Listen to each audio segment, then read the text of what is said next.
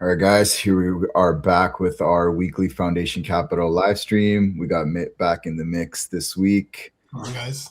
Going, gentlemen. Jeff in the middle. So the world's going to crap, PV? Yeah, Again.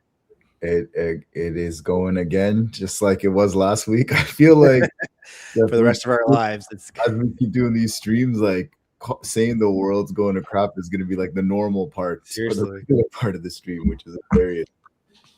Well, I don't know if you guys saw it yesterday, but there's a cicada COVID variant or something that's going around. It's hit 22 states and whatnot.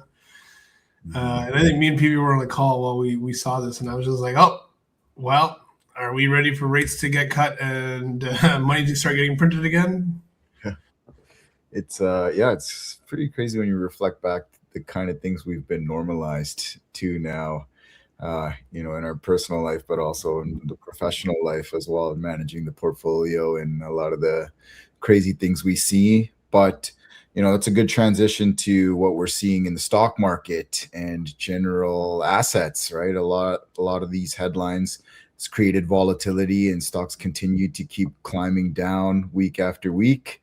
And when you think the bottom's in or the dip buyers have made their entry, it continues to trend further down. And it really highlights the importance of being an asset class like multifamily real estate, which is built on the fact that people need a place to live, whether there's wars going on, whether there's pandemics happening, people will always need a place to live. You can't AI automate your shelter yet. So because of that, it's an investment that's going to stand the test of time. What are your guys' thoughts when it comes to what you've been seeing in the market here? Yeah, like crypto's down, everything's kind of down, and shelter is where it's at right now. And Mitt was saying to me earlier, those missiles are going to keep flying, not the ones to the moon, but the other ones in the Middle East. And Canada is just such a shelter traditionally for refugees. And we at Foundation Capital have the shelter. So we're pretty bullish on that, on housing in Southwestern Ontario, not in Northern Ontario, not in Saskatchewan. Southwestern Ontario flows out of Toronto down the 401. That's where our portfolio is.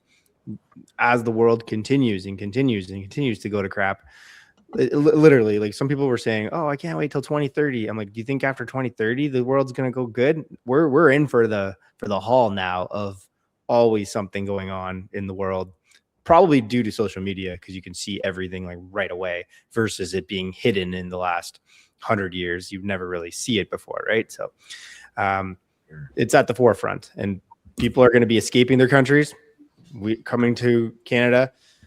And Mitt, we were talking, is universal basic income even here right now as phase one without us even knowing about it, or the public even knowing about it? Yeah, I think a big item to consider, and I think I shared this with you guys in one of our group chats, is that like we basically have the silver tsunami coming up, where in the next 7 years, all the baby boomers are going to be retired.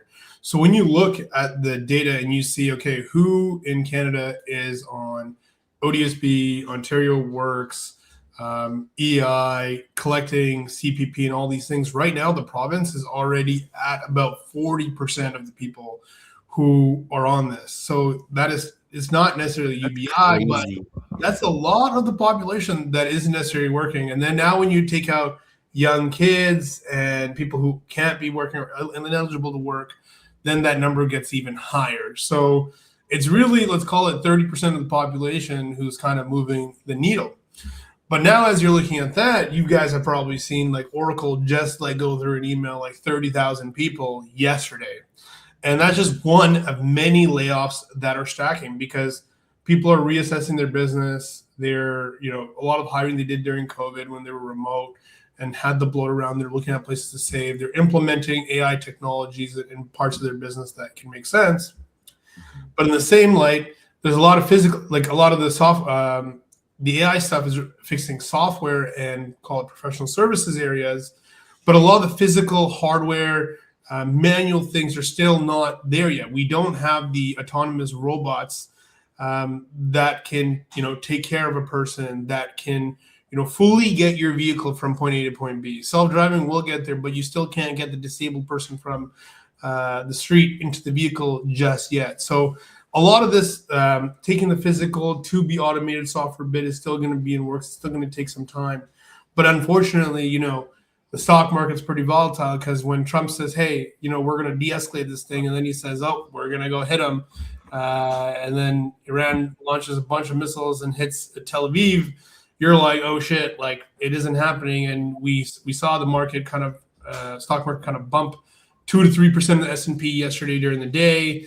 And then literally overnight, it wiped out everything again. So you're kind of in a place where if you're an investor who's, let's call it in their late 40s and older, and you've got a family, you've saved up, and you're thinking, hey, I'm going to retire early, or I'm going to be retiring, I can rely on this nest egg, and you're seeing it go down. That puts a knot in your stomach. And I know some folks that we chat to are also in their late 50s and early 60s, and they're relying on this for that consistent income. And everyone says, oh, it's okay, you can just hold your SPY ETFs and you can sell it off shortly over time. And you're like, it kind of hits you in the gut when it's down kind of 20%, and there's no cash flow coming out of it. So that real estate piece inside, I think, gives people a lot of comfort for that, where it's not 100% of your portfolio, it's a portion of your portfolio, but it's giving you that stable income that you need to cover your day-to-day expenses, while you still have exposure to your S&P 500 and all that other stuff as well. Mm-hmm. Yeah. Maybe we're doing something wrong, because there's other people out there developing luxury apartments, and we're just creating affordable apartments, because that's kind of where we see Canada going. And the risk of developing luxury apartments just for people to lose their jobs and never afford them, and then have big vacancies, is not something we're trying to go down. We maybe the writing's on the wall, so that's why we're already out here getting ahead of it, creating affordable Canadian apartments in Southwestern Ontario. For sure. I think our theme is that we continue to strip the volatility. Like, luxury will perform the economies well, and people are making money and have all this disposable income to spend on luxury properties. But in times like now, when things are tight, we're developing units for that core workforce housing. So regardless, when times are good, when times are bad, etc., these people need a place to live. That 50 to 75K a year in income threshold demographic, the nurses, the teachers, the first responders, those are the people who we rent to, and they simply don't have enough inventory available right now. So we continue to build and provide housing to those individuals, and they pay their rent in all economic times. Oh, go ahead, man. Yeah, and the tough part right now is, like, we haven't even talked about how this is hitting your wallet, right? Mm-hmm. With oil at above $100 a barrel, and Mark Carney just increasing the industrial carbon tax, that's going to come hit you guys at the pump as well. You're not immune to it, and all the other taxes that they implemented for April 1. You as the people who are driving the country at the $20 to $30 an hour mark, they are getting bled out, because now your fuel costs on a monthly basis have gone up $100 something plus dollars, which you weren't expecting. Then you have the longer term effects, where it's not just gasoline just for your car. A lot of this is used, oil is used in byproducts for other aspects of industrial use for businesses. So now you're going to see inflation in other parts of your businesses and things going up as well. Guess what? When you order stuff on Amazon, it requires a guy to come drive it to you and drop it off to you. Now those costs start going up. Food transport starts going up. And because of it, if you guys have noticed, like, Australia has had a lot of cutbacks. A lot of Asia has been cutting back on energy usage as well. So we're going to slowly start seeing that here in Canada as well, unfortunately. And going back to an earlier point with the luxury market, I think the best thing that we do is we kind of look at the world and say, okay, we're in Canada. This is where we're going to be for the next, 30, 40 plus years. What does it look like for an average Canadian? What are the industries that have been working? What makes sense? And I think, we've taken a step back and said, you know what, there's going to be more people that need that $20 to $25 mark.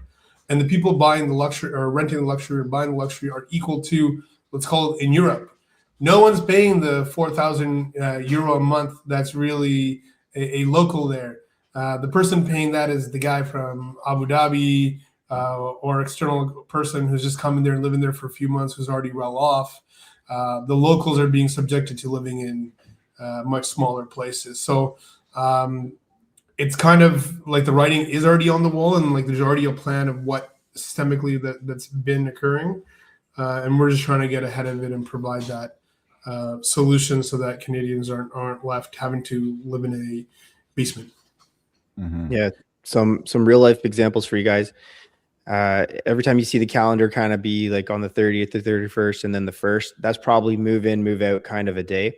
And our current REIT portfolio is very mature right now. So we're not even having to do a lot of renovations. It's just a quick, possibly paint and cleaning and get it back on the market. And we had a bunch of move-ins yesterday and like the last few days. And most of the applicants were boyfriend, girlfriend, or husband and wife, possibly with their kids moving into these apartments. Only one maybe was a single applicant, but most are kind of like splitting the rent, so to speak, with two people having two jobs in order to afford. And we're talking $1,500 to $1,700 rent in Southwestern Ontario. So that's the kind of target market we're after right now. Mm-hmm. Yeah, and then in addition to that, we do have the redensification stuff that we're working on. So like Jeff said, so a lot of the units are mature we've gotten turnovers and renovated them. There's still ones where we're looking to get turnovers and push the value up. But then we have the redensification piece where we're creating brand new units from scratch, taking big, larger existing units and turning them into multiple units to further push up that NOI and create value. So we've had some updates there. We got 2 new units for 57 Oliver, and then we're going through the process of trying to get an additional 12 units to bring the total to 24 there. You guys want to talk a little bit about that? Yeah, for sure. I mean, I think based on what we've been talking about, we clearly know that there's a gap in the market. And when we've gone to the community adjustments, when we went from that 12 to 14, the little quote was, "These are the times," right? Because there's literally nothing being brought on by a developer that is in the London, Ontario market that's really under $1,800 for a one bed, right? And so if you guys have been paying attention, we are doing a development where we're going to make our one beds $1,550. So already there's going to be a huge wait list of people who want to capture that. But then you've got individual folks right now who are transitioning from older existing stock into newer places. They're looking for places to rent. We are the cheapest available product on the market that's of quality. And so as a result, we have that filled up. And so with that process, we went back with the city and said, hey, can we take this from and add more? So we have to go through the whole site plan process, and from early conversations with the utilities, the city, with some minor adjustments, we should be getting those in the next short while. When we have that final kind of approval, we will let you guys know. Amazing. I just had a cool little future flash in my head. Imagine we got some tenant living in a bachelor or one bed in the future, affordable rent, living in our skyscraper that we're building, shooting YouTube videos talking about how they're saving here and living minimalist lifestyle while they get ahead to go travel the world and do whatever they want. So, yeah. It's going to be pretty interesting to see something like that in our future. Like, oh, that's our building that they're filming at, you know? 100%, because I think we want people to be able to save money and improve their like economic circumstance, right? We don't want them to just come give us every last dollar and then, you know. No, there's like a criteria. You make $1,500, you don't get the $1,500 apartment, or you can't even eat. So yeah. That's why you need that UBI to come in, I guess. Cool. Awesome. So yeah, so I guess we have a number of different initiatives that we've launched, right? So we've have the REIT audit ongoing. That's going to get somewhat wrapped up, and we're going to look to see another price adjustment with that. So if you're not already invested, make sure you get your investments in. Shoot us a message if you have any questions. Go to Equivesto, create a profile. They got like 2 weeks probably, right? At the current unit price. Exactly. Yeah. And then we've got the development fund, which we've finished closing the first tranche of funding for Debt Fund 1. We're making progress there. We will be having feedback and comments from the city in the next 2 weeks. So all those investors should look out for that. We've got a few other opportunities that we're going to be launching as well in regards to the development side.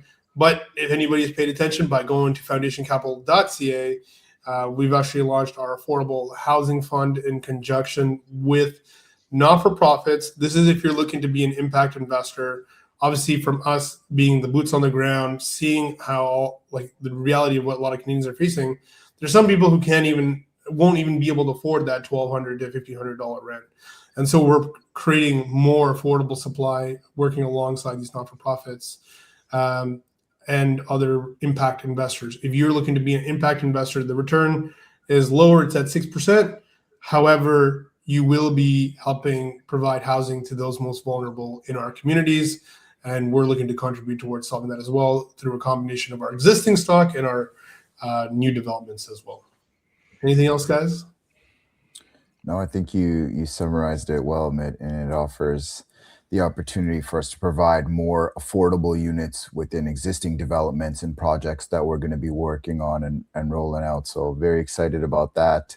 And like Mitt said, if you're an individual who's interested in impact investing, or an NPO or an organization who has a mandate such as this and capital to place into projects to push this kind of initiative forward, be sure to reach out and connect us.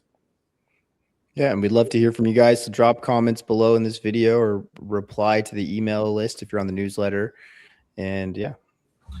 And we have to do an investor social that we've been delaying on. Coming up, yeah. It's my fault. Too many kids. Awesome. Thanks, everyone. Guys. All right. See ya.